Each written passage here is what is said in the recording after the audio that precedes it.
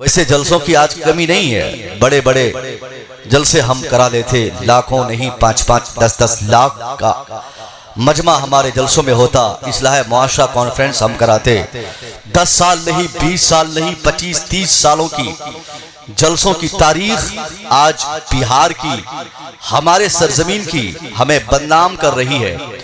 जिस इलाके और जिस खित्ते में इस्लाह मुआशरा कॉन्फ्रेंस हो और मुसलमान जिसमें पैसे दें, चंदा दें, खिदमत अंजाम दें, मेहनतें करें, 3 महीने की मसरूफियात के बाद तब एक रात के लिए इस्लाह मुआशरा कॉन्फ्रेंस वजूद में आए और फिर समाज में इस्लाह न हो, तो यह हैरत की बात है साहब कि हम इस्लाह के लिए जलसा करें और हमारी हालत जस की तस हो। पहले अगर हमारा बेटा शराबी हो तो अब गैंगड़ी हो जाए तो क्या इस्लाह हमने की? पहले भी हमने अगर जहेज का कारोबार किया, अभी भी हम उस पर बरकरार है तो हमने क्या इस्लाह किया?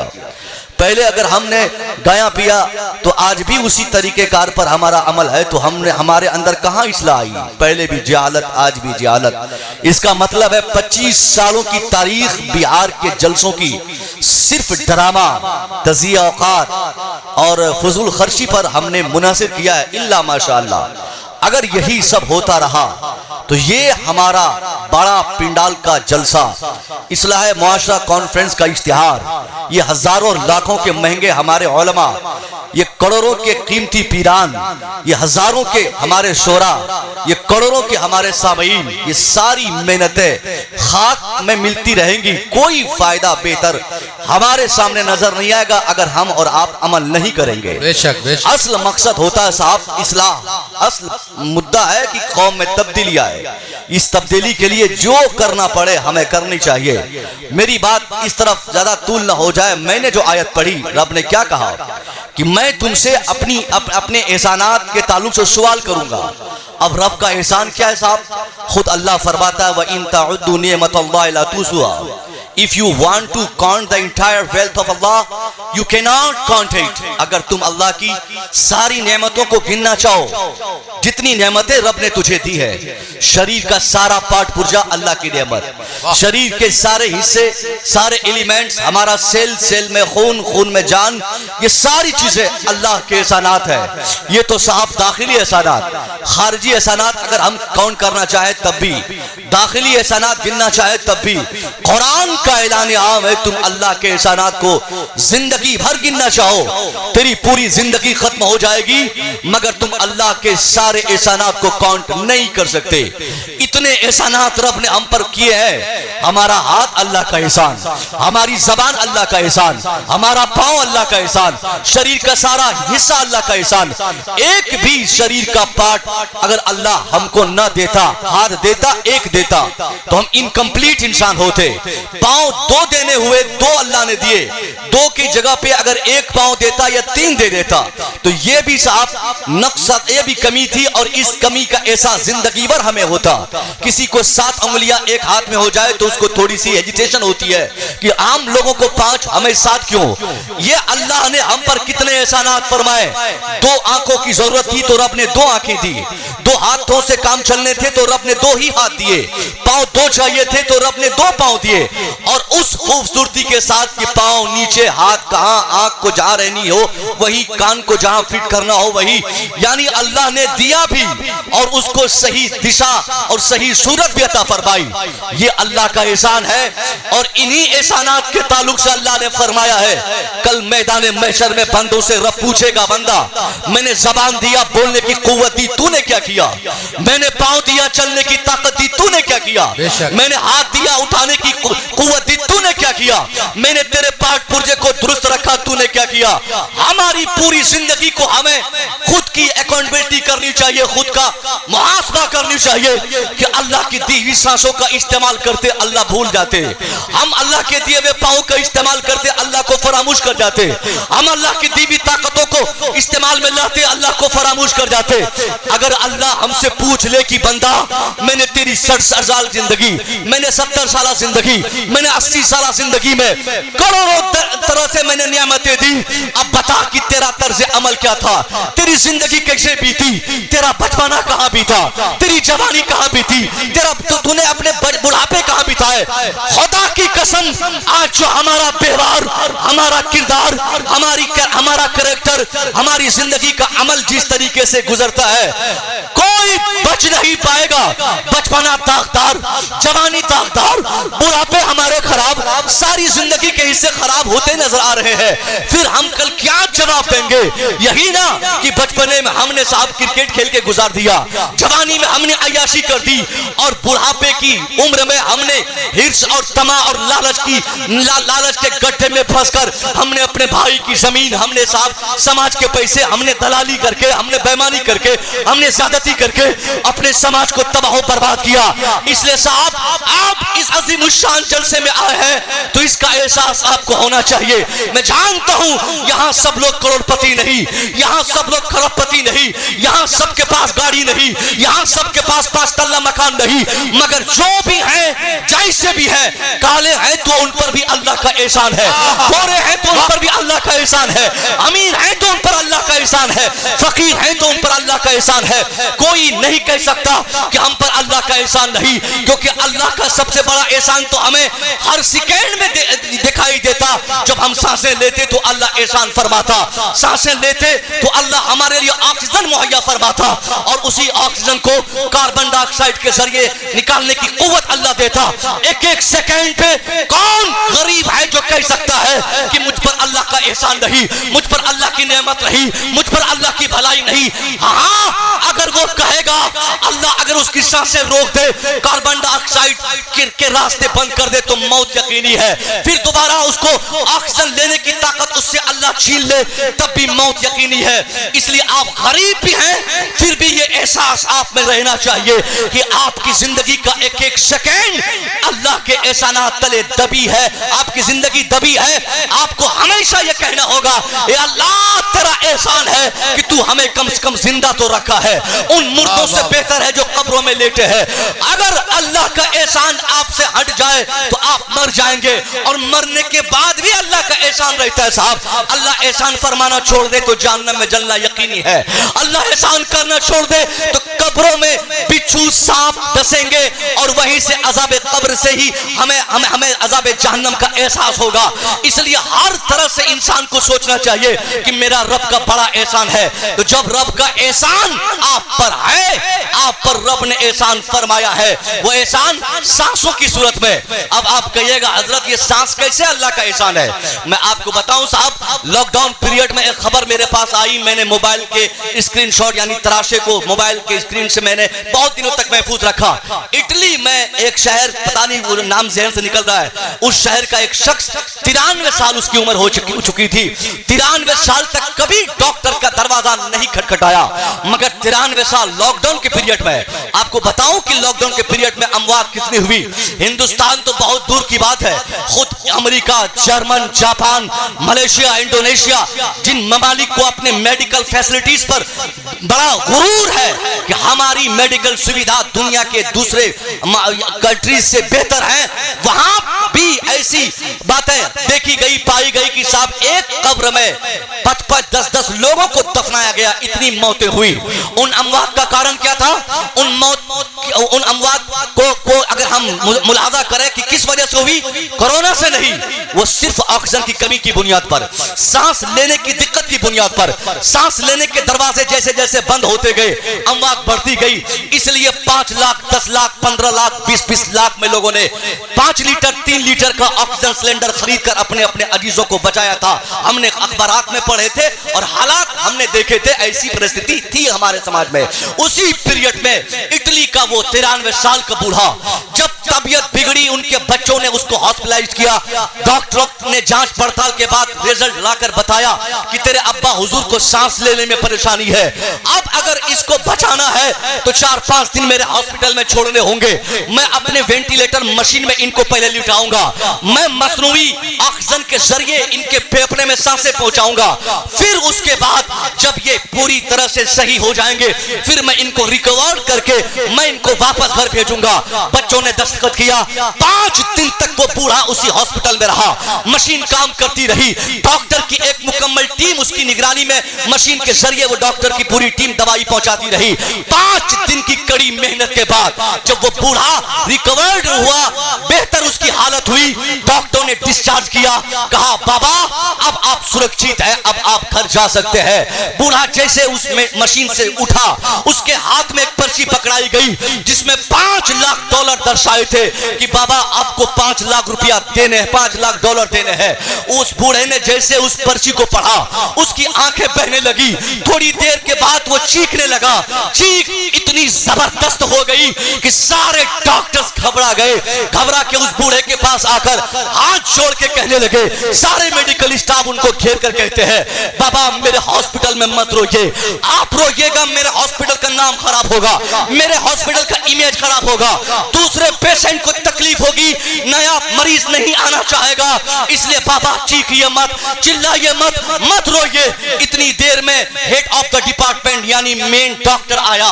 उसने सोचा लगता है ये बुढ़ा नाटक कर रहा है, इनको पैसा नहीं देना है, इसलिए सोचता यह है कि मैं रोऊंगा, मेरे रोने को देखकर ये लोग हमें कुछ माफ कर देंगे। तो हेड ऑफ द डिपार्टमेंट ने फैसला लेते हुए कहा, बाबा अगर ये $5 लाख ज्यादा है तो मैं 50% डिस्काउंट करता हूं, अब आपको $2.5 लाख पे करने हैं, मगर चीखिए मत, चिल्लाइए मत, इस तरह गिड़गिड़ाइए मत। उनके बाद फिर वो बूढ़ा और चीखने लगा। थोड़ी देर के बाद फैसला ये हुआ कि चलो पूरी फीस माफ कर दी जाए, दवाई के पैसे माफ कर दिए जाए, फ्री ऑफ कॉस्ट इनका इलाज इनको करके इनको चुपचाप भेज देते हैं ताकि ये बूढ़ा ड्रामा बंद करे। सारे डॉक्टरों ने कहा, बाबा अब आप चुपचाप घर चले जाइए, अगर पैसा देना ज्यादा भारी पड़ता है तो हम लोग पूरी फीस माफ करते हैं, कोई पैसे नहीं देने हैं। इतना सा सुनना था, उस बूढ़े बुजुर्ग को जलाल आया। उसने कहा, एक डॉक्टर बाबू तूने क्या मुझे फकीर समझा है? अरे तेरे पैसे देने न देने की वजह से मैं नहीं रोता, अल्लाह ने मुझे इतनी दौलत दी है, मैं चाहूं तुम जैसे कई हजार डॉक्टरों को अपने दस्तरखान पर बिठाकर कई महीने तक मुफ्त में खिला सकता हूं, तुमको तनख्वाह भी दे सकता हूं, तेरे मेडिकल कॉलेज को खरीद सकता हूं। मेरे रोने का सबब, मेरे रोने की वजह यह नहीं कि मैं गरीब हूं डॉक्टर बाबू, वजह कोई और है। डॉक्टर ने कहा, बाबा पर्ची आपके हाथ में है, रो आप रहे हैं, पैसे आपको पे करने हैं, तो मैं कोई और दूसरा कारण क्या समझूं? कहा, डॉक्टर अगर तुमको इसकी वजह समझनी है मेरे करीब आ जा, मैं बताता हूं कि मेरे रोने का कारण क्या है। सारे डॉक्टर्स करीब आ गए, सारी नर्सेज आ गई, हेड ऑफ द डिपार्टमेंट आ गए, सबको खड़ा करके डॉक्टरों को समझाते हुए उस बाबा ने कहा, सुन डॉक्टर्स, अगर तुमको मेरी वजह समझनी है रोने की तो सुन कान खोलकर, तुम लोग बताओ इंसाफ से, कितने दिनों तक तूने अपनी मशीनों के जरिए मेरे फेफड़े में सांसें पहुंचाई? कहा, बाबा 5 दिन तक। मशीन कितना काम की? कहा 5 दिन तक। तुमने कितनी मेहनत की? कहा 5 दिन तक। कहा इसके चार्जेस कितने जोड़े? कहा $5 लाख। कहा यही तो रोने का कारण है कि तुम जैसा डॉक्टर 5 दिन तक अपनी मशीन के जरिए बाजार से ऑक्सीजन खरीद कर मेरे फेफड़े में पहुंचाओ तो एक दिन में यानी 24 घंटे में एक मरीज से $1 लाख लेते हो।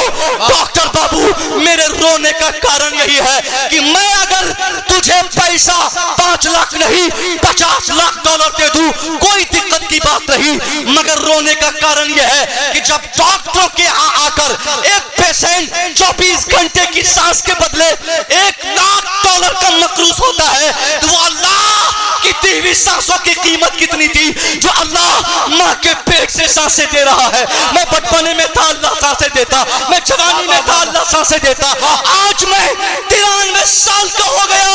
डॉक्टर बाबू तेरे 5 दिन की सांसों की अगर 5 लाख कीमत है तो मेरे रब की 93 साल की सांसों की कितनी कीमत होगी? मैं 5 लाख तुझे दे दूं कोई फर्क नहीं पड़ता, मगर उस रब को मैं क्या जवाब दूंगा जिसने 93 साल से मुफ्त में मेरे लिए सांसों का इंतजाम फरमाया है। नारे तकबीर, नारे रिसालत, इस्लाहे मुआशरा कॉन्फ्रेंस हैदल्लामा डॉक्टर मुसव्विर रजा PhD पूर्णिया। नारे तकबीर, नारे रिसालत। लाइट ऑपरेटर से गुजारिश है कि मदरसा के पास जो है लाइट कट गई है, आप जाकर के वहाँ ठीक करें, वहाँ अंधेरा हो गया है। लाइट ऑपरेटर, मदरसा में लाइट नहीं है, आप वहाँ जाकर दुरुस्त करें। अब बताइए, अब उस गरीब का क्या होगा जो अपनी गुर्बत का मजाक उड़ाते हुए चिलम, गाया, ताड़ी, दारू, शराब और अपनी गुर्बत को अपने लिए मजबूरी मानकर ये सब करता है। अरे गरीब है, अमीर है, क्या हुआ? हम हर सेकंड अल्लाह की सांसों का हम इस्तेमाल करते हैं। इसलिए आप गरीब हैं, आपको अपनी गुर्बत पर नाज करते हुए कहना चाहिए, अल्लाह मैं गरीब हूँ, कोई दिक्कत नहीं, मगर तेरी नेमत मेरे साथ है। अब मेरा अमल, मेरी जिंदगी का हर हिस्सा तेरे फरमान के मुताबिक गुजरेगा। अब यही सब देखना हो। अगर अमीर है तो हीरोइन पिएगा, अमीर है तो ड्रग्स लेगा, गरीब है तो गाया पिएगा, गरीब है तो साहब चिलम फूकेगा, गरीब है तो गरीब का बच्चा वो आजकल वो सुलेशन, वो जिससे टायर पंचर होने के बाद जो हम लोग साड़ते हैं, उसका इस्तेमाल करता। ये सब क्या है? ये अल्लाह की नाफरमानी नहीं तो क्या है? अगर आपने इन हरकतों की बुनियाद पर या इन हरकतों के जरिए आपने रब की नाफरमानी की तो आप तैयार रहिए, बहुत ज्यादा दिन तो आपको दुनिया में रहना नहीं। 60 साल अगर आप जिंदा रह गए तो बहुत बड़ी बात है। एक रिसर्च आई थी कि साहब नई जनरेशन जो आज की जनरेशन है, 21वीं शताब्दी की जनरेशन, इनमें की 99% जनरेशन 60 साल से पहले की मर जाएगी और ये सब मर जाएंगे, बूढ़े कोई नहीं होंगे। किसी को शुगर खा जाएगा, किसी को प्रेशर खा जाएगा, किसी की किडनी खत्म होगी, किसी के हार्ट की वजह से मौत होगी। इसलिए बहुत बड़ी जिंदगी आपकी नहीं है। 60 साल 55 साल बहुत हाईएस्ट, अगर आपने परहेज किया, सब कुछ ढंग से किया तो 70 साल आप जिंदा रहेंगे। 70 साल के बाद तो फिर उसी कब्र के हवाले आपको होना होगा। जब रब पूछेगा कि मेरी दी हुई जिंदगी का तूने क्यों मिसयूज किया, तो जवाब तैयार रखिए, जवाब देना पड़ेगा। आपकी पूरी जिंदगी का जवाब देना पड़ेगा, आपको पूरी लाइफ के एक सेकंड का जवाब देना पड़ेगा, पैसे का जवाब, माल का जवाब और क्या जिंदगी के हर हिस्से का जवाब देना होगा। यही करने के लिए हम तैयार नहीं। हम जमीन लेने के चक्कर में, हम मकान बनाने के चक्कर में, अपनी पूरी लाइफ को रंगीन करने के चक्कर में आज की तारीख में हमारे लोगों ने, हमने इस तरह से अपनी आखिरत को बर्बाद कर दिया, जिसके लिए आज हमें 10 लाख खर्च करके इस्लाह मुआशरा कॉन्फ्रेंस करानी पड़ती है ताकि कौम तक पैगाम जाए और इन बच्चों की आंखें नम हो और ये बच्चे, ये नौजवान अपने जिंदा होने का बेहतर मकसद समझकर अपनी जिंदगी को आखिरत के लिए बेहतर मानकर जिंदगी में इस तरह से अमल करे कि जब चाहे मौत आनी हो आ जाए, खुश होकर मौत को गले लगा ले, इस इंतजार में कि हमारा अमल बेहतर है, आज मौत आएगी, कल हमें जन्नत मिल जाएगी। मगर ये अमल हमारा है नहीं। आज हम साहब बड़ी बड़ी कॉन्फ्रेंस करते, कितने पैसे खर्च होते, क्या जरूरत थी इसकी? इसकी जरूरत नहीं थी अगर आप में सुधार होती, इसकी जरूरत नहीं थी अगर बाप अपने बेटे को खुद मना करता। अगर ताड़ी पीने वाला, शराब पीने वाला बेटा घर आता है, मैं पूछता हूं उन गार्जियंस को, आपकी मौजूदगी में आपका बेटा शराबी बना, आप कहां थे? आप किसी खतीब के इंतजार में, आप आलिम के इंतजार में, आप मस्जिद के इमाम के इंतजार में कि इमाम साहब खिताब से बताएंगे तो इस्लाह होगी, कयामत तक नहीं होगी। पीर साहब आएंगे तो इस्लाह होगी, कयामत तक नहीं होगी। मुसव्विर रजा खिताब करेंगे तो तब्दीली आएगी, कयामत तक नहीं आएगी। जब तक इसके लिए आप कमर बस्ता नहीं होंगे, जब तक आप मुकम्मल तैयारी के साथ अपनी औलाद की तब्दीली के लिए, गैर मामूली तब्दीली के लिए आप खुद अपने हाथ में डंडे नहीं पकड़ेंगे, आप खुद उसकी बेहतर तरबियत के लिए अब अपने बेटे से कह दे कि बेटा शाम 7 बजे के बाद तेरे लिए घर का दरवाजा बंद होगा, नो एंट्री का बोर्ड चिपका दीजिए। बेटा 12 बजे रात में घर आता, बाप धड़ल्ले से दरवाजे की किल्ली खोलकर बेटे का इस्तेकबाल करता, कोई नशे में, कोई गया पीकर, कोई लूडो खेलकर, कोई साथियों से मस्ती करके, टाइम वेस्ट करके आता, बाप खाना लगवाता और फिर बेटे को कहता जाके सो जा। यही बाप को जानना चाहिए, आज सिगरेट पीकर बेटा 12 बजे रात घर आया है, कल वही बेटा 1 बजे रात गया पी के आएगा, फिर 1 हफ्ते के बाद हीरोइन की दवाई लेगा, फिर पागल की तरह उसका बाप तावीज मांगेगा, हजरत बेटा बिगड़ गया, उसका ज़हन भटक गया, दिमाग खराब हो गया। नहीं, जलसों से नहीं होगा, आपको तैयारी करनी होगी। मुस्तफा करीम ने जिम्मेदारी आपको दी है। नबी ने क्या फरमाया, मन रा मिनकुम मुनकरन फलयुगय्यिरहु बियदी। Anyone who sees any types of disease in your society, तेरे समाज का हर व्यक्ति जो भी जहां भी जब भी जैसे भी किसी को खिलाफे शरअ काम करता हुआ देखे, ये जिम्मेदारी आम्मतुल मुस्लिमीन की है। जब आम मुसलमानों की ये जिम्मेदारी है तो आपको अंदाजा करना चाहिए कि आपको बाप होने की हैसियत से कितनी बड़ी जिम्मेदारी हासिल है। आपका बेटा शराबी बना, आपने मारा तक नहीं। अरे पहले दिन अगर आप कायदे से पीट दिए होते, आपकी बेटी घर छोड़ के भाग गई, उस दिन आप कहां थे? जिस दिन बेटी मोबाइल यूज करती, आप उनके थैले में मोबाइल पकड़ते, उनके पर्स में मोबाइल देखते, उसके साथ मोबाइल देखते। घर पे आपने चार्जर देखा, घर में आपने मोबाइल पकड़ा, आपने नहीं मना किया। और आज जब 18 साल की बड़ी बेटी हो गई, 25 साल का बेटा हो गया, जब आज मुकम्मल बिगड़ गया, तो आप मौलवी साहब को तलाश रहे कि हजरत ताबीज दीजिए, पानी दम करके दीजिए, बच्ची बिगड़ गई। नहीं नहीं, कोई नहीं सुधरेगा, बेटी अब भागेगी आपकी।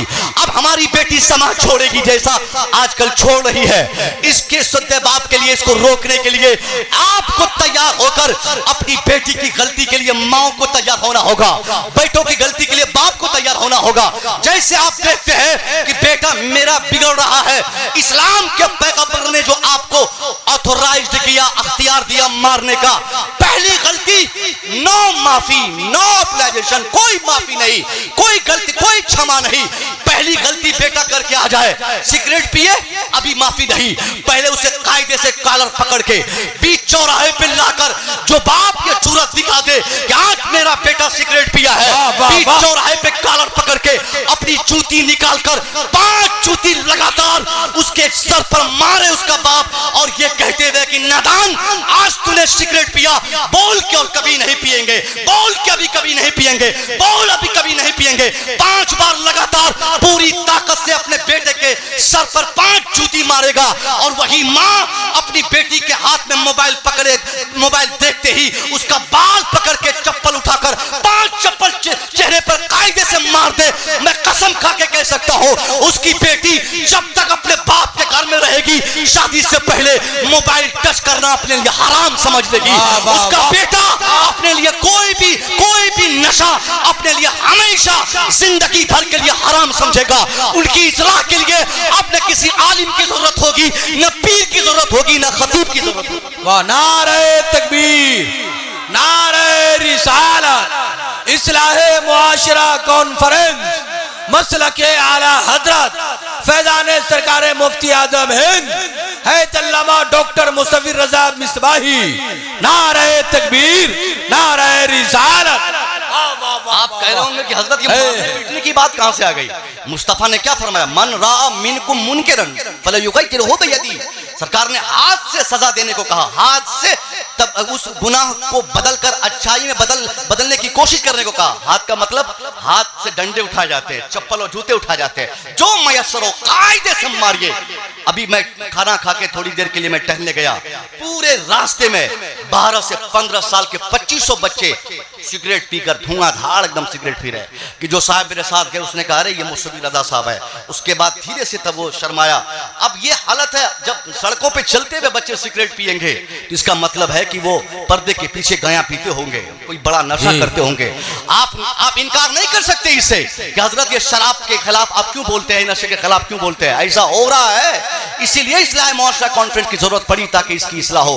मैं चाहूंगा इसमें अगर कलेजे में दम है, 2-4 बच्चे जिनको नशे की आदत है, खुदा की कसम आज सरेआम अगर ये उलमा की निगाहों के सामने अगर कोई इकरार करके, या तो अगर उससे हो सके तो खड़े होकर हाथ उठा के बोले कि हजरत मैं तौबा करता हूं, वरना दिल से ही तौबा करे कि आज के बाद उसको नशा नहीं करना है, उसे शराब नहीं पीनी है, उसे ताड़ी और काया नहीं पीना है, उसको अपने नस्ल की हिफाजत की कोशिश करनी है। अगर आप में कोई कर रहे हैं तो आप तौबा करेंगे, उलमा गवाह हैं, इन उलमा की दुआएं और इनका करम आपके साथ होगा, आपकी तौबा कबूल होगी, आपकी दुनिया भी बदलेगी, आपकी आखिरत भी बदलेगी। वाह वाह वाह वाह, माशाअल्लाह। तौबा करो, मैं पकड़ के नहीं मारूंगा। हम लोग मारने के अख्तियार हम लोगों को हासिल नहीं है। हम लोग सिर्फ पैगामात दे सकते हैं, हम इमोशनल कर सकते हैं, आपको जज्बाती बना सकते हैं, बस इतना करेंगे, रोला देंगे, हंसा देंगे और झटका दे देंगे। मगर तब्दीली के लिए आपको खुद से गुंजाइश निकालनी होगी। इन्नल्लाह ला युगय्यिरु मा बिकौमिन हत्ता युगय्यिरु मा बिअनफुसिहिम। Allah does not change the condition of the nation until they change their own condition themselves. रब ने क्या कहा? अल्लाह उस कौम की हालत उस वक्त तक नहीं बदलता जब तक वो कौम अपनी हालत की तब्दीली के लिए खुद को आमादा ना कर ले। आपको खुद से तैयारी करनी होगी कि हमें बदलना है। हमने बहुत जिंदगी खराब की। ये तो शराब की बात थी साहब। अगर हम अपने समाज की इस्लाह की बात करें, कोई पहलू ही है हमने नहीं छोड़ा जहां पे इस्लाह की जरूरत ना पड़े। बचपने से बुढ़ापे तक हमने गंद मचा दिया, हमने समाज को उजाड़ दिया, हमने मुसलमान होने का मतलब भुला दिया। हमको मुसलमान होने से कोई मतलब ही नहीं रहा। हमने टट्टी और दीवार और नफरतें, हमने सब कुछ अपने समाज में ला दी। आज मुसलमान होने की हैसियत से कोई एक गांव का मुसलमान बोले कि हजरत हम मुसलमान अपने गांव में बहुत मिलनसारी से रहते हैं, मिलनसार हैं, मोहब्बत से रहते हैं। नहीं, नफरती हैं हम, मुसलमान हैं। गोया नफरत तो हमारे यहाँ होगी 100% होगी। नफरती हम हो ही गए हैं। हमने सारी अलामतें भुला दी। हमारे अंदर शराब की बुरी खसलत, हमारे अंदर बेहयाई की बुरी आदत, हमारे अंदर जहालत की लत, हर एंगल से हम आज बर्बाद हो चुके हैं। तबाही बिल्कुल आने को है। और हम गुलफाम हसानी जैसे शायर को बुलाकर हम यही कुछ में मुब्तला रहते हैं साहब। गुलफाम साहब ने ख्वाजा गरीब नवाज के ताल्लुक से एक शेर पढ़ा था, ये ख्वाजा का हिंदुस्तान है। अब ख्वाजा के हिंदुस्तान में रहते हैं तो कोई हमको भगा नहीं पाएगा। ये शायर साहब हैं, ये बेचारे मेहमान हैं, हम खतीब हैं, हम भी मेहमान हैं। हम लोग आपको जज्बाती बनाकर चले जाएंगे, मगर सच्चाई ये है कि ख्वाजा का हिंदुस्तान है तो क्या हुआ? आपको यहां से मिटाने के लिए 5 मिनट काफी है, क्योंकि आप बदकिरदार हो गए, आप बदतमीज हो गए। ख्वाजा ने ऊंटनी को बिठा दिया, आपकी ऊंटनी को जिन लोगों ने नहीं उठा सका वो हमें क्या भगा पाएंगे? ये सिर्फ कहने में मजा मिलता है, वरना वो भगाने पे वो लोग आ जाएं। मैं कहता हूं घड़ी देख के 5 मिनट काफी है। 5 मिनट में पता नहीं चलेगा आपके घर के रास्ते किधर से थे, घर का दरवाजा कहां खुलता था, आपकी छत किधर थी, आपका मकान कहां था। बड़ी बड़ी इमारतें गिर गई और आप चौपरपट्टी को बचाकर बोलते कि जब ऊंटनी नहीं हट पाई तो हम कैसे हटेंगे। ख्वाजा की ऊंटनी इसलिए बैठी कि ख्वाजा गरीब नवाज ने वो किरदार इस्लाम का पेश किया था। मुस्तफा की मोहब्बत का जो हसीन किरदार आपने पेश किया, उसकी बरकतें आपको मिली। अल्लाह का खुसूसी करम आप पर था कि आपका एक इशारा पाकर ऊंटनी बैठ गई तो राजा ऊंटनी को उठा नहीं पाया। मगर आज के राजा महाराजाओं को इतनी कुव्वत हासिल है हम इतने बदकिरदार हो गए कि वो जब चाहेंगे चुटकी में हम हमारे खात्मे के लिए काम करेंगे और हमारा वजूद खत्म होगा। आपको अगर इन सारी चीजों से लड़ना है, आपको अगर अपना वजूद बचाना है, तो सबसे पहला काम ईमान मजबूत किया जाए। आपको बताऊं ये जमीन के बारे में, धरती मिट्टी की आदत है किसी भी अब्जॉर्ब की हुई चीज को वो कभी वापस नहीं करती।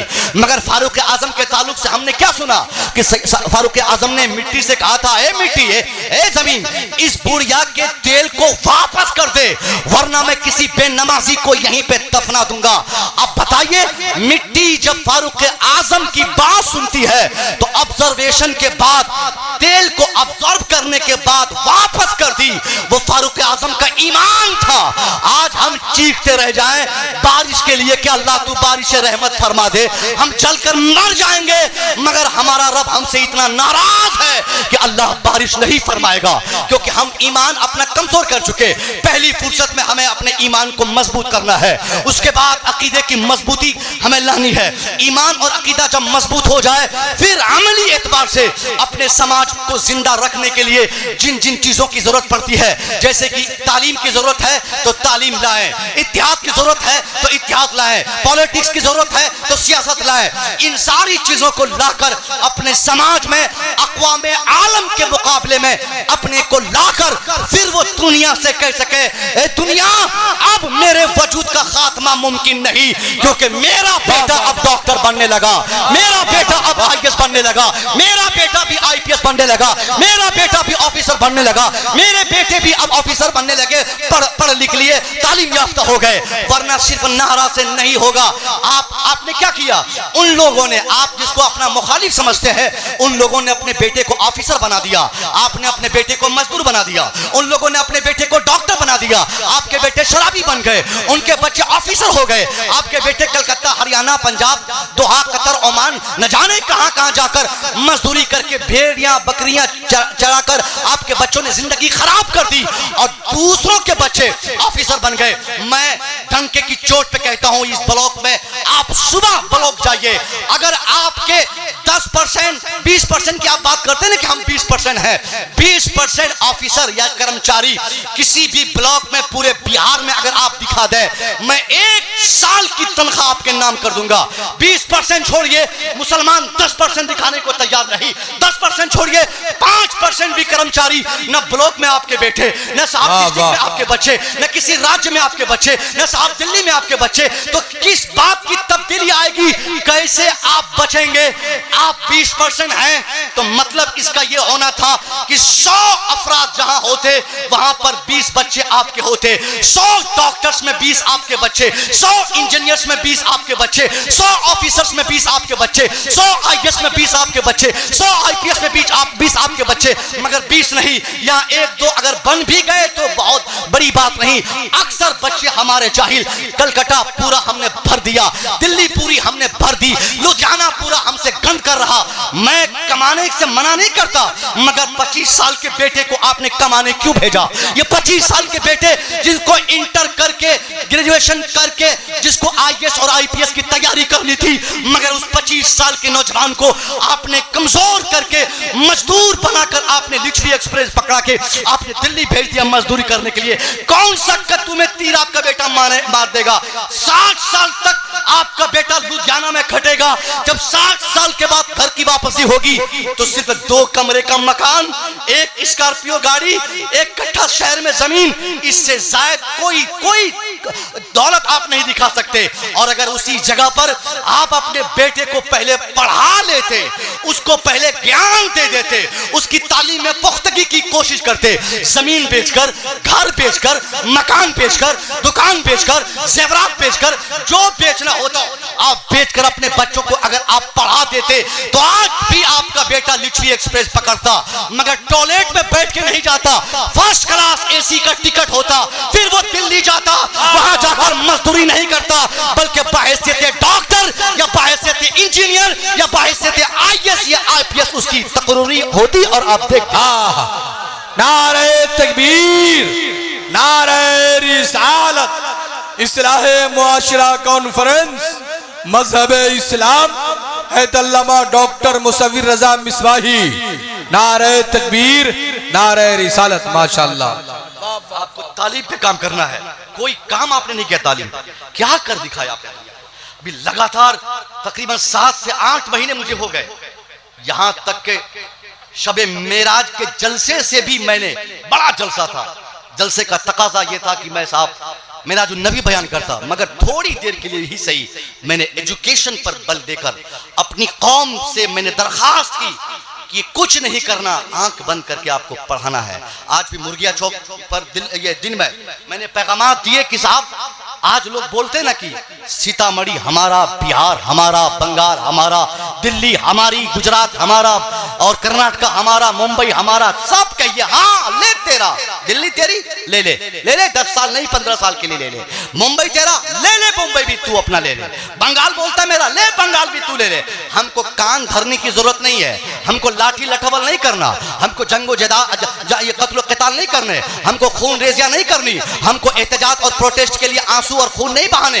हम आंख बंद कर ले, कोई कुछ बोलता है कि भारत मेरा है, कचहरी मेरी है, डीएम मेरा है, एसपी मेरे हैं, ऑफिसर मेरे हैं, आप कहिए बाबू सब कुछ तेरा, और आप अपने लिए सिर्फ किताब के बारे में बोलिए कि किताब मेरी, आप कहिए कि कलम मेरा, आप कहिए कि नॉलेजेस मेरी, आप कहिए कि इल्म मेरा, आप कहिए स्कूल्स हमारे, आप कहिए इदारे हमारे। और ये 10 साल तक आप कड़ी मेहनत करके अपने बच्चों को पढ़ा दीजिए, 10 साल के बाद आप एकदम एकदम बदलाव देखेंगे। ये सारे कहने वाले अगर जिंदा रहें तो ये खुद देखेंगे, वरना इनकी लेंगड़ी लूली आने वाली नस्लें मुलाजा करेंगी कि 10 साल के बाद इनकी नस्लें देखेंगी, इनका वो मकान भी होगा, इनकी वो बिल्डिंग भी होगी जिस पे नाज है, इनके अदलिया भी होंगे जिस पे नाज है, इनके ऐवान भी होंगे जिस पे नाज है, इनके कचहरी भी होंगी जिन पे इनको नाज है, मगर सारी इमारतें होंगी उनकी इमारत में, उनके ऑफिसेस में, उनके घरों में, उनकी कुर्सी पर बैठकर कलम चलाने वाला अगर कोई होगा तो वो सिर्फ आप होंगे या आपका बेटा होगा। वाह वाह वाह वाह वाह वाह, बेशक, जिंदाबाद, अल्लाह अकबर, या रसूल अल्लाह, जिंदाबाद जिंदाबाद। नहीं छोड़ेंगे। बताइए, इस पर इनको नारा नहीं लगाना था। इनको ना तो अब पढ़ने से मतलब है, इनको ना तो अब पढ़ाई से मतलब है, ये सिर्फ जज्बाती होकर ये नारे मारे हैं। अल्लाह खैर फरमाए और बेहतर बदला इनको अता फरमाए। नारा तो मारना था वो मजदूरों को, नारा मारना था उस जालिम बाप को जिसने अपने जवान बेटे की तालीम ड्रॉप कर दी। नारा मारकर, नारा लगाकर कहना था, हजरत मैंने अपने जवान बेटे की जिंदगी और उनके मुस्तकबिल में आग लगा दिया। एक बेटा तो दिल्ली का नौकर बन गया, अब बाकी के बच्चे को मैं पढ़ाने को तैयार हूं। उन लोगों को खड़े होकर नारा लगाना था। ये 10,000 कमाने वाले ये लोग क्या समझते हैं, मगर नहीं सुधरने वाले। ये आपका बेटा लुधियाना में कमा कर क्या करेंगे? आज नहीं 5 साल के बाद लुधियाना भेजिए, पहले पढ़ाइए उसको, पढ़ाइए। स्कूलों में हमारे बच्चे नहीं, कॉलेजेस में हमारे बच्चे नहीं। मैं आज इस जलसे से कतन ये नहीं कहूंगा कि आप अपने बेटे को आलिम बनाइए। कह सकता हूं आलिम हूं, आलिम बनाने क्यों नहीं कहूंगा, आलिम बनाने में क्या नुकसान है, मगर थोड़ी देर के लिए आपके जहन के मुताबिक, आपकी फिक्र के मुताबिक आलिम बनने बनाने में अगर आपको तकलीफ है, मान गया ये तकलीफ आपकी जायज है, तो साहब जिस मैदान को आपने कामयाबी का मैदान समझा, उस मैदान की कामयाबी के लिए मैं आपको बताता हूं, आप कुछ नहीं करते उस मैदान में भी। आखिर में आपका बेटा ना आलिम बन पाते, आपके बच्चे ना मौलवी बन पाते, खामखा आपके बच्चे, और आप टारगेट करते करते आलिमों को, अपने बेटे को आप मजदूर बना देते। कुछ तो पढ़ाते, बोलिए पढ़ाइएगा इंशाअल्लाह, बोलिए पढ़ाइएगा। यहां गैर मुस्लिम भाई भी मेरी आवाज सुन रहे होंगे, उनके कान भी भरे होंगे, लोगों ने उनको बताया होगा, अगर वो इस्लाम जानना चाहते हैं, इस्लाम में एजुकेशन की क्या अहमियत है, अगर वो समझना और सुनना चाहते हैं, तो इस्लाम की सबसे बड़ी जंग के ताल्लुक से मैं बताता हूं। और ये एहसास आपको भी होगा कि इस्लाम में इल्म की क्या अहमियत है, क्या किरदार मेरे मुस्तफा ने पेश किया था। पहली जंग अजीम जिसे जंग बदर हम कहते हैं, जंग बदर के ताल्लुक से ये हमारे अहबाब या हम जब बहसत खतीब और बहसत सामे आप, सिर्फ इतना हमने बताया कि हम 313 सामने 1000, काम खलास, बस इतना, इससे ज्यादा नहीं जानता कोई। बस इसी पर नारे मारते, हजरत 313 हम थे, सामने 1000 हमने हरा दिया। अरे साहब, जंग का इख्तिताम इस पर थोड़ी हुआ, जंग इस पर खत्म थोड़ी हुई थी। अभी बहुत सारी चीजें आपने बताई नहीं, हमने बताई नहीं और आपने सुनना चाहा नहीं। ये सच है हम 313 थे, ये भी सच है हम 1000 को पछाड़ दिए, ये भी सच है हम भूखे थे, सामने खाना खा के आए थे, ये भी सच है हमारे पास असलहे कम थे, सामने असलहे थे, ये सच है कि हमारे पास सवारियां नहीं थी, सामने सवार और सवार होकर लोग आए थे। मगर ये सच्चाई के साथ साथ ये भी सच है कि हमको अल्लाह ने कामयाब फरमाई, मगर इन कामयाबी के साथ साथ एक बड़ी कामयाबी कहां थी जो हम बता नहीं पाते। जब मुसलमानों को जीत नसीब हुई, मुसलमानों ने जब दुश्मनों को, मुखालिफिन को पकड़ा, रस्सी से बांधकर या किसी तरह भी घेर कर, मुसलमानों ने जब अपनी जेलों में उन दुश्मनों को, मुखालिफिन को जंग के इख्तिताम के बाद डाल दिया, उसकी फेहरिस्त तरतीब दी गई, कितने लोगों को हमने जेल में रखा, नाम क्या है, पता क्या है, गुनाह क्या है, किसने तलवार चलाई थी, कौन तलवार ताना था, किस पे तलवार ताना था, उसकी पूरी डिटेल जब लिखकर हुजूर के सामने पेश की गई कि सरकार ये वो अस्मा है, ये वो नेम्स है, ये उन लोगों की फेहरिस्त है जिन लोगों को हमने जंग के आखिर में पकड़ के अपनी जेलों में डाला है। सरकार इनके साथ क्या किया जाए, आप बताइए, हम क्या करें। सरकार तो आलम फुल ऑथोराइज थे, मुकम्मल बाख्तियार मुस्तफा, ऐसा अख्तियार आपको हासिल था, आप सिर्फ इशारा फरमा देते। हमारा ईमान कहता है मुसलमान अपनी जेलों में बंद उन तमाम मुखालिफिन का न हाथ पांव तोड़ते, बल्कि दुनिया भर में जहां जहां भी इस्लाम की मुखालफत की आवाज लगाने वाले कोई दिखाई देते, मुसलमान उनकी टंगड़ी तोड़ने के लिए काफी थे, मुस्तफा का इशारा मिल जाता। मगर नहीं नहीं, मुस्तफा करीम मुस्कुराते हैं। आपने मुस्कुरा कर फरमाया इनका हाथ ना तोड़ा जाए, इनकी टांग ना काटी जाए, इनका सर कलम ना किया जाए, इनके गर्दन ना मारी जाए, इनको उल्टा ना लटकाया जाए। आप चाहते तो कह सकते थे, मुसलमान चाहते तो कर सकते थे, अपने दुश्मनों को पूछ पूछ के मारते। क्या रे, तू ही था तलवार ताना था, तू ही था भाड़ा चलाता था, तू ही था इस्लाम के खात्मे की तारीख चलाया था, अब आया है मेरी जेल में, अब बताता हूँ, चल उल्टा लटक जा, चल मैं तेरी चमड़ी निकालता हूँ, तू अपनी टंगड़ी दे दे, अपनी जबान दे दे, अपनी गर्दन दे दे, अब तेरी जान में लेना चाहता हूँ। मगर खुदा की कसम इस्लाम की तारीख बताती है, मैं अपने हिंदू भाइयों से कहूंगा वो मेरे नबी की तारीख सुने, गौर से सुने, अपने दुश्मनों को मेरे मुस्तफा ने किस तरह से उनको बचाया है और क्या खूबसूरत आपने बदला लेने का आपने जहन दुनिया के सामने पेश फरमाया। आप मुस्कुराए, आपने कहा इनको हाथ ना काटा जाए, इनकी जबान ना काटी जाए, इनकी गर्दन ना मारी जाए। आपने फरमाया इनसे जाके कह दो, इनमें से अगर कोई शख्स तलवार चलाने के साथ साथ कलम चलाना जानता है, अगर है कोई जिनको किताब का ज्ञान है, अगर है इनमें से कोई जिनको किताबी नॉलेजेस है, तो इनसे कह दीजिए कि ये घबराए नहीं, इनसे कह दीजिए कि ये डरे नहीं, इनसे बोल दीजिए कि इनको खौफ करने की जरूरत नहीं, वो चुपचाप मेरे यहाँ आ जाए, अकेला आ जाए, एक व्यक्ति आए, हमारे 10 लोगों को पढ़ा दे, मैं बगैर किसी मुतालबे के उसे आजाद कर दूंगा। वाह वाह वाह वाह, बेशक माशाअल्लाह, जिंदाबाद जिंदाबाद, सुभान अल्लाह, वाह, बहुत ही खूबसूरत पैगाम, वाह की बात हुई माशाअल्लाह। ये इल्म के ताल्लुक से मेरे मुस्तफा ने जंग में आखिरी वक्त में आपने जो किरदार पेश किया था, क्या मुसलमानों का हक नहीं है कि उस एजुकेशन की अहमियत को समझे? मैंने आज ही मुर्गिया चौक पे कहा, नमाज से बड़े इंपॉर्टेंट शय का नाम एजुकेशन है। नमाज फर्ज है, फर्ज आजम है, मगर नमाज की फर्जियत से ज्यादा अहमियत इल्म की फजीलत, इल्म की फर्जियत की है। रोजा फर्ज है, मगर रोजे से ज्यादा इंपॉर्टेंट हमारे लिए एजुकेशन हासिल करना। हज और ज़कात, नमाज, रोजा, हज और ज़कात, ये 4 ऐसे खंभे हैं जिस पर इस्लाम का दारो मदार है, जिस पर हमारा ईमान टिका है। मगर साहब, ये सारे फराइज हम पर फर्ज किए गए हैं, मगर कॉमन फराइज नहीं है, कॉमन फर्ज नहीं है। आप कहेंगे हजरत आपने एक नई बात बता दी कि नमाज से बड़े फर्ज का नाम तालीम हासिल करना। मैं क्लियर कर दूं, हाँ सही कहा, नमाज हम पे फर्ज है, सब पे फर्ज नहीं। ये 6 साल का बच्चा, इस पर नमाज फर्ज है? नहीं है, इस पर नमाज फर्ज नहीं। पगले पे, दीवाने पे नहीं, नमाज नहीं। रोजे की अगर बात की जाए, रोजे की फर्जियत के लिए भी कंडीशन है, नमाज की फर्जियत के लिए भी शर्त है, हज और ज़कात की फर्जियत के लिए भी कंडीशंस है। नमाज के लिए वक्त का भी पाया जाना जरूरी है। नमाज तब फर्ज होगी जब नमाज का टाइम आएगा, रोजा तब फर्ज होगा जब रमजान का महीना आएगा, ज़कात तब फर्ज होगी जब हमारे अंदर ज़कात देने की कैपेबिलिटी होगी, हज तब फर्ज होगा जब हमें हज करने की सारी सहूलियात हमारे पास हो, हम अमीर हो, हज ना करें तब हम कहेंगे कि साहब हम फर्ज अदा नहीं कर पाते। ये चारों फराइज जो बिलाशुबा हमारी पहचान और हमारी शान है, मगर इनको मेरे मुस्तफा ने बगैर शर्त के हमारे ऊपर फर्ज नहीं फरमाया। नमाज के लिए कंडीशन, रोजा के लिए कंडीशन, हज के लिए भी कंडीशन, साहब ज़कात के लिए भी कंडीशन। उसी मुस्तफा ने जिन्होंने रमजान के रोजे की फर्जियत का ऐलान फरमाया, रोजा फर्ज है, हज फर्ज है, ज़कात फर्ज है, नमाज फर्ज है कहा, उसी मुस्तफा करीम ने एक ऐसी फर्जियत का भी ऐलान आम फरमाया जिसके लिए कोई कंडीशन नहीं, जिसके लिए कोई शर्त नहीं।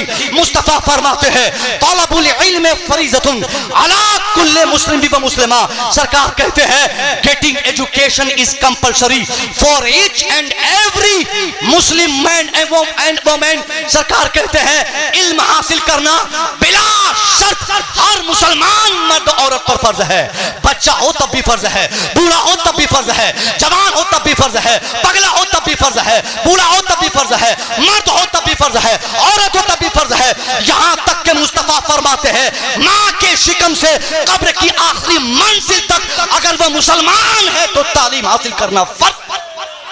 नारे तकबीर, नारे रिसालत, इस्लाहे मुआशरा कॉन्फ्रेंस, मजहब इस्लाम, हैतल्लमा डॉक्टर मुसव्विर रजा मिसबाही, नारे तकबीर, नारे अब वो रिसालत। लड़के जो पढ़ाई करते, मैं गुजारिश करूंगा बेटा तुम हमारे समाज के मुस्तकबिल हो, तुम पर तुम्हारे कांधे पर इस्लामिक माशरे की मुकम्मल तरीन जिम्मेदारी है। मेरे बच्चों इतनी मेहनत करके आप दिखा दो, आपका रिजल्ट आपके स्कूल के दूसरी अक़वाम के दूसरे बच्चों से ज्यादा अच्छा हो, या आप कोशिश करें।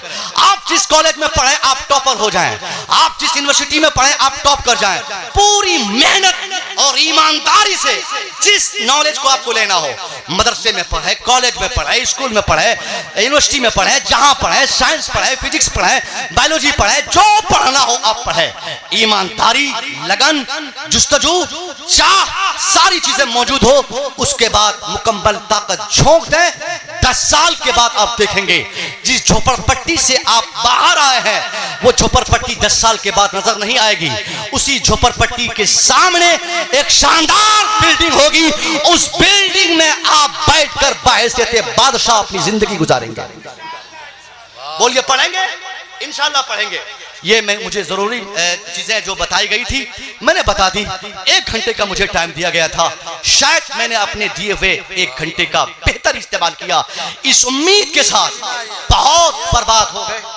अब मजीद बर्बादी की आप कोशिश ना करें। आपकी तब्दीली का सारा जिम्मेदार, आपकी तब्दीली की सारी जिम्मेदारी आप खुद हैं। पढ़ाई करें, पढ़ें, बच्चों को पढ़ाएं। आप गरीब हो गए तो क्या हुआ? ये गरीब लोग गुर्बत को नाटक के तरफ पेश करते, बोलते हजरत मैं तो गरीब हूं। अब गरीब आदमी कहां से कैसे पढ़ाएगा, कैसे IAS बनाएगा? और एक चीज और बहाने के तौर पे आप बताते हैं, मैं अक्सर जलसों से कहता हूं, ये लोग नेताओं को गालियां देते हैं कि हजरत फलाने मंत्री ने बर्बाद कर दिया, चिनाने साहब जब से आए हैं तब से हमारा बेटा ये आगे नहीं बढ़ पाता, हजरत पढ़ा के क्या करेंगे, हमारा बेटा ऑफिसर नहीं बन पाएगा। सुनिए, रिसेंटली 2018 में मेरा साथी शाहिद रजा मिसबाही, ये समस्तीपुर जिले का IAS ऑफिसर किसी विभाग में अभी वो जिम्मेदारी संभाल रहे हैं, 2017 में वो UPSC का एग्जाम दिया। ये मुसलमानों को गौर से सुनना चाहिए जो ये बोलते कि हजरत मेरा बेटा पढ़ेगा तो फलां साहब जीतने नहीं देगा, फलां साहब आगे बढ़ने नहीं देंगे, फलाने मंत्री हमारे बेटे को दबा देंगे। उनको गौर करना चाहिए, हिंदुस्तान आजाद हुआ कब? 2014 में। नहीं 47 नहीं 14, जो बोलवाए वो बोलिए, क्यों 47 कहिएगा? 14 बोले, 15 बोले, 47 बोले, उससे आपका ईमान और अकीदे में क्या खराबी लाजिम आएगी? जब बोलने कहे बोलिए, हम तो 14 ही मानते साहब, 47 नहीं 14, जहां जैसे बेहतर हो। 14 में 2014 में भारत आजाद हुआ, 15, 16, 17 आजादी के 3 साल के बाद शाहिद रजा मिसबाही 17 में, 2017 में यहां तक कि यूपी भी आजाद हो चुका था। क्या साहब? यूपी को भी आजादी 17 में ही मिली थी। 17 में तकरीबन हिंदुस्तान का अक्सर हिस्सा आजाद हो चुका था। 17 में UPSC के एग्जाम की उम्मीदवारी लेकर एग्जाम देने बैठा कौन? शाहिद रजा।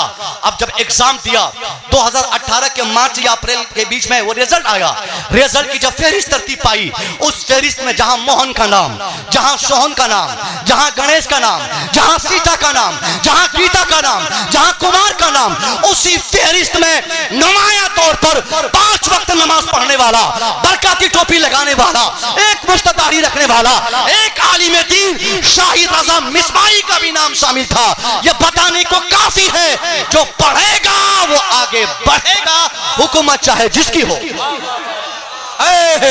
नारे तकबीर, नारे रिसालत, नारे रिसालत, तालीमे बिदारी, तालीमे बिदारी, अल्लामा डॉक्टर मुसव्विर रजा मिसबाही, नारे तकबीर, नारे रिसालत। दाढ़ी वाला, टोपी वाला, अगर वो रिटर्न एग्जाम अच्छा कर दे, ओरल एग्जाम जब हो, जब उस तकरीरी इम्तिहान में बैठेगा, जो उसका पैनल होगा, उसके जो मेंबरान होंगे, वो तो मुलाहाजा करेंगे ना कि सामने वाला IAS का कंपटीशन दे रहा है, चेहरे पर एक मुश्त दाढ़ी है, सर पे टोपी है, इसको फेल कर दो, नंबर कम दो। नहीं, ये बताने को काफी है कि खालिस आजाद भारत में, मैं नहीं मानता पहले की आजादी, वही मान गया, चलो ठीक है, उस माहौल में भी शाहिद रजा एक मुश्त दाढ़ी रखकर जब UPSC का एग्जाम दिया तो वो लोग भी शाहिद रजा की काबिलियत को छुपा नहीं पाए और आज IAS बनकर समस्तीपुर जिले में काम कर रहा है। आप भी पढ़ें, कोई माई का लाल ऐसा पैदा नहीं हुआ है, बोलता हूं, जो आपके बच्चे की कुव्वत या काबिलियत को दबा सके। आप खुद गलती करते और बोलते फलाने मंत्री की वजह से ऐसा हुआ। कोई मंत्री आपके बच्चे को पढ़ाने से मना नहीं करता। आप पढ़ना चुके अपने ऊपर है ना, हम मेहनत करेंगे ना, हम तो बंद कमरे में बैठकर हम पढ़ सकते हैं। इसलिए साहब पढ़िए, खूब पढ़िए। यही तालीम और तरबियत, जो मैंने तरबियत की बात पहले की, इन दोनों चीजों पर अगर आपने काम कर दिया, मजीद हम जैसे खतीब को चीखने की जरूरत नहीं पड़ेगी। इसी तालीम को आगे बढ़ाने के लिए मौलाना आजमतुल्लाह ने भी, मैंने सुना कि बहुत बड़े पैमाने पे एक लड़की का एक इदारा चलाते हैं, बच्चियों का चला रहे ना, और भी हमारे उलमा चला रहे होंगे। खूब चलाएं, इन सारे उलमा की पुष्ट पनाही आप करें, इमदाद करें, ताउन करें, इनको सपोर्ट करें। इंशाअल्लाह 2, 4, 5, 10 साल में हर तरह से आप बदलाव देखेंगे। हमारे अंदर नॉलेज होगा तो हमें कोई डराएगा नहीं, और अगर नॉलेजेस नहीं होंगे, पूरी जिंदगी एहतजाज और प्रोटेस्ट करके थक जाएंगे, हमें दुनिया चटनी समझकर खा जाएगी, हम यहां से विलुप्त हो जाएंगे, इसका एहसास भी हमको नहीं होगा। अस्सलाम वालेकुम।